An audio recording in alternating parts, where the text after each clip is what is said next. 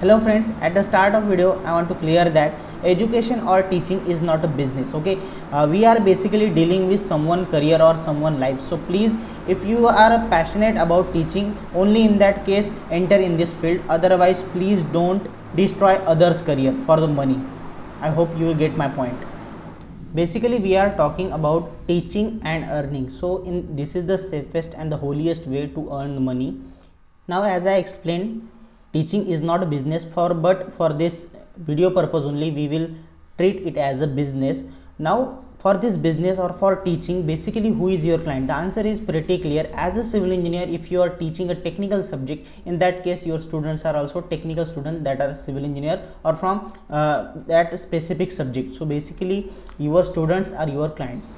Now let's talk about skill requirement for this business. Basically look, you are teaching someone, okay, so in that case you need to be perfect in that subject. Basically, for example, if you are teaching a surveying subject, advanced surveying subject or basic surveying subject, in that case you need to be very perfect and very clear about surveying subject. So yes, the basic requirement is that you should be a perfect in that specific subject or all subject which are you are going to teach. The second one is communication skill, because you are going to teach a person. So in that case communication is the only way, that may be a offline way or online way. Okay, so communication is another important part. Then most important factor is time management. Look, you are not teaching for a knowledge purpose. Okay, in the coaching center or in any scenario, basically the student are paying you for getting marks or getting selected in specific examination, that may be a competitive exam. Okay, so in that case time is a very important factor, so you need to be very particular with time management. So time management is another skill requirement that you have to manage during this business or for this business. Look friends, for the initial stages there is no need of any kind of registration for teaching purpose. If you are starting your coaching center, in that case yes, you need to register that coaching center, but at the initial stage there is no need for such a kind of registration.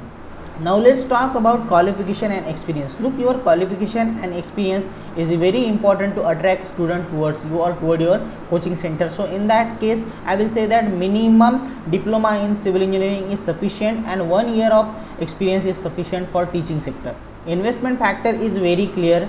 Look, if you are starting offline or online teaching classes, in that case in both cases you really don't need to invest a very large amount. Okay, at the initial stage very less amount of investment is required. For example, if you are starting at a offline manner, so in that case you need a simple classroom. Okay, so that's not a very big deal or not a big investment. Okay, even in the online class there is only one investment, and that is your laptop or your computer system for online interaction. So basically your investment is not a very high at initial stage. After some time, if you want to grow your coaching classes, at that time you can invest as per your requirement, but at the initial stage there is no need to invest large amount of numbers in this business.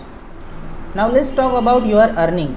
Look, your earning may vary with a different factor. For example, number of student you are getting, type of course you are providing, then mode of course you are providing. For example, in online case you may earn much better as compared to offline, because you may get a number of student as compared to the offline classes. So there is no limit in online classes, so your earning may high in case of online cases as compared to offline class. The other factor is competition in your sector or competition in your area. These are the various factors which will affect your earning, but basically I will say that you can minimum monthly you can earn at least 5 to 10,000 rupees, that is confirmed. Future scope. Look, as a teacher, if you are teaching someone, in that case you are basically creating someone's career or showing them a path for their career or their life. So in that case the future of your student is bright. And what about your future scope? Look, you are studying a subject thoroughly for a long time. Okay, in that case you are also preparing yourself and you are also enriching your knowledge. So in that case I will say that as a teacher or with the books, you can at any time, at any phase of your life, you can go for the competitive exam or any knowledgeable sector or sector which demand theoretical knowledge. You are ready for that. So I will say that future is a very bright for in both cases for your student and yourself. And the most important factor, I will say that nowadays people are spending money over education because they know the importance of education. So I will say that the future of this sector is bright like other sectors.